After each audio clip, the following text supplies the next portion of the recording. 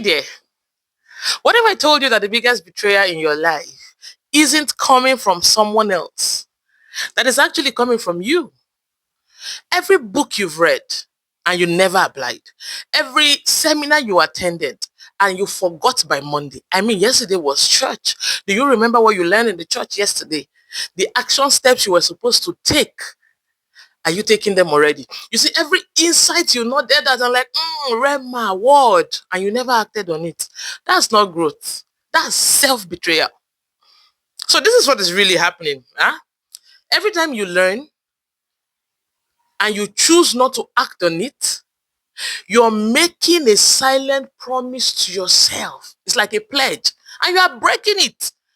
And you do it so quietly, often and often, that you stop noticing that that is what is going on. So you start telling yourself things like, I'm not ready yet, Jare. I need to learn more first. The timing is not right. I need camera. I need light. I need microphone. I don't know. My background is, that's not wisdom. That's your comfort zone dressed up in a smart language. And that reasoning is what is taking you away from the truth. You see, the dangerous thing about knowing without doing is that it feels like progress. You are gathering knowledge, but you are not doing anything. So you feel like you are progressing. You know the right things to do. You feel like you are growing because you can talk about discipline, you can talk about leadership, you can talk about mentorship, you can talk about mindset, you can talk about time management, but your daily habits, they tell a completely different story.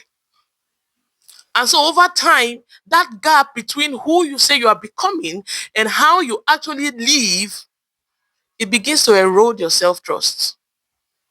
It shrinks your confidence. It slowly convinces you that you are someone who talks about change rather than someone who is changed. And that is where a lot of the time imposter syndrome will step in. And if you're a leader, this is a fatal circle because you cannot lead others further than you've led yourself. So I want to ask you a real question. And the question is not what do you know, but who are you becoming through what you do with what you know? Yeah, your library is not your testimony. It is your life. Mhm.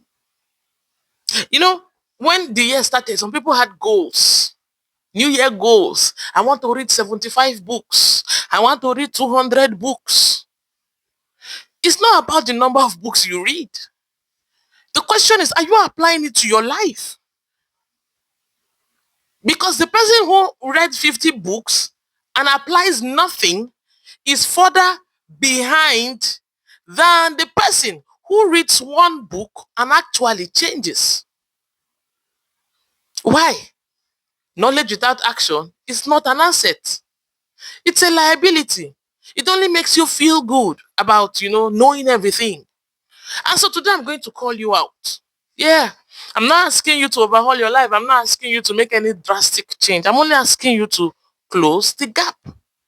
Even if it's by 0.5%, 1%, close that gap. Pick one thing. You were in church yesterday. You attended mass. You were wherever you were. As it was something was taught, right? And you learned something. What are you doing with what you learned yesterday? Okay, yesterday is far. This morning, you've learned something.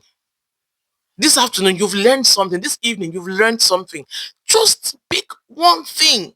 And it could be a change in character. It could be creating content. It could be, did I just say questions? I said it. Because I'm talking to myself. Right? Pick one thing you know, but you haven't been doing. And do it today. Because the version of you that you keep learning about needs to become that version. Did you hear me? The version of you that you keep learning about, you need to become that version. Thank you, and I'll see you on the next one. Bye for now.